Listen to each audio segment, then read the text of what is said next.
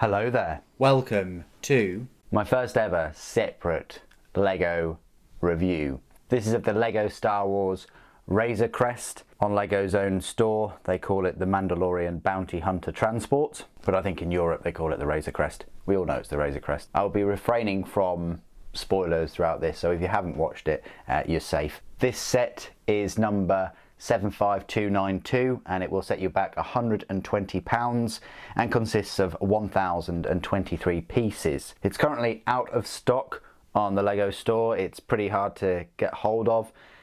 I think I managed to scoop one up in the early hours of one morning. The first thing we'll do is we'll have a look at those awesome minifigs in the set. Okay, and here we have all of the 5 minifigs that you get in this. You're getting Baby Yoda right here on the left. He's a one stud mini, and you can't move his arms at all, but he'll fit nicely on any LEGO kit really.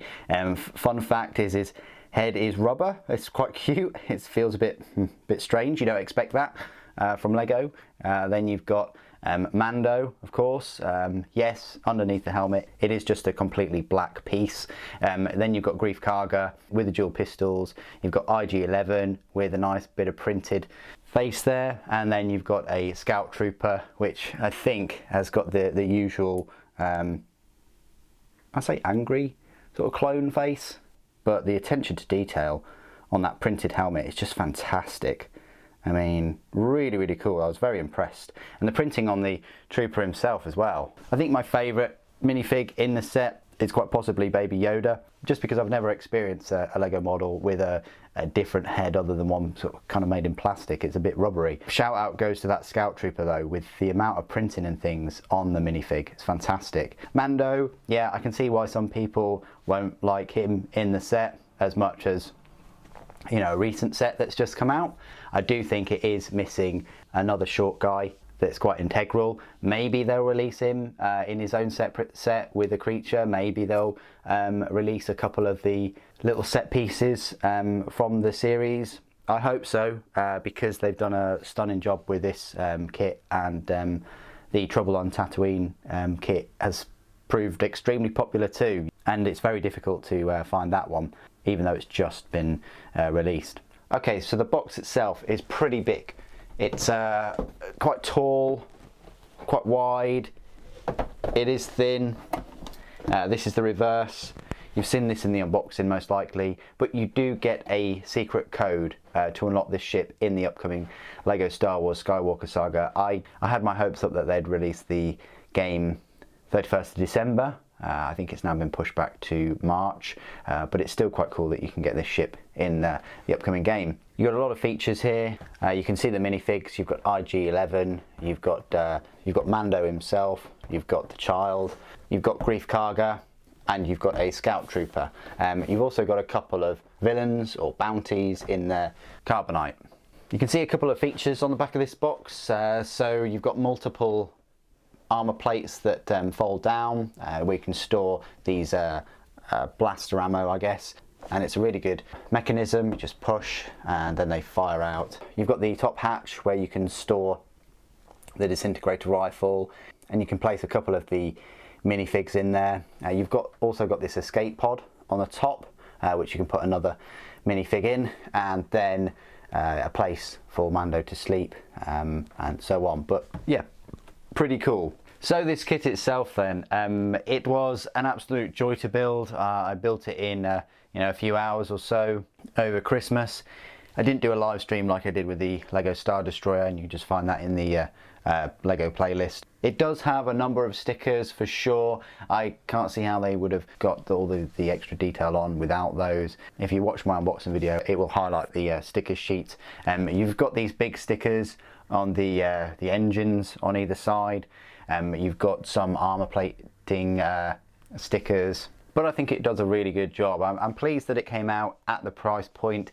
Yes, we can all discuss the certain minifigures in the set. However, I think these kits are planned, you know, a long time in advance, and I think it does a good job of kind of introducing the Mandalorian into their Lego Star Wars theme. I'm pleased they went for kind of this sized version because it fits in quite well with the sizes of the minifigs. Yes, I would like to see them make a UCS, an Ultimate Collector's Series version of this kit, and there's just so much scope and depth in the show for them to bring out other kits and assets used from the show, as well as the characters, of course. So without further ado, let's have a look at the detail of this model. So you've got a Technic core in there that supports all the rest of the parts in the ship, but well, let's just have a look at the detail that it comes with.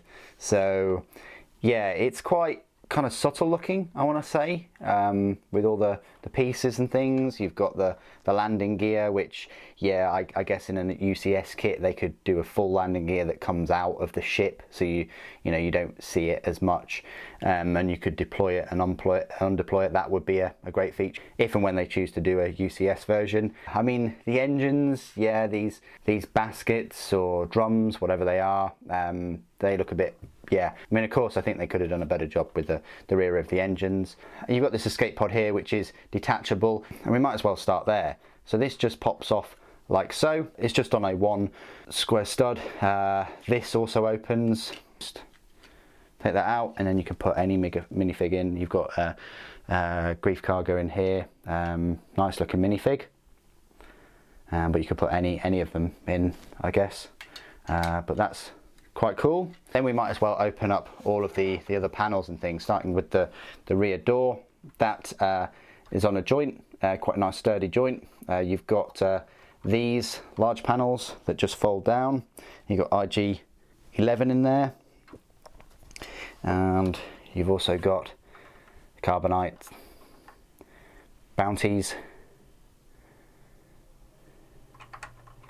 They don't rattle around too much in there, actually. They're in quite tight. I think that's the guy from the first episode. And then you've got this.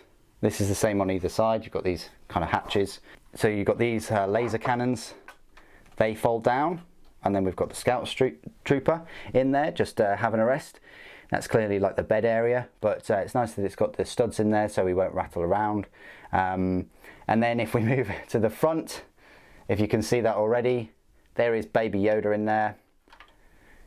And this is an actual new piece that they made for this kit. It's not a sticker, it's printed, it's quite cool.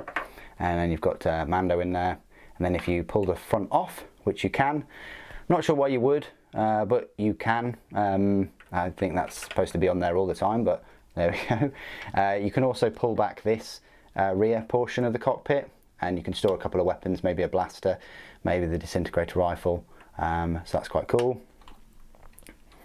And then it's just the same on the other side, really. So you can pull that down, but you've got holders for the laser projectiles, and they go in right here,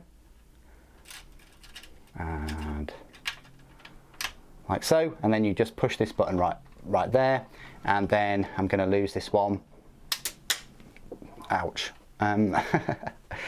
So yeah, that's pretty much it. I think these move a little bit, so you've got a bit of movement on them, but not much. And that is it. That's all, like, this kit kind of taken apart. So in summary, it's a fantastic kit if you're able to get hold of one.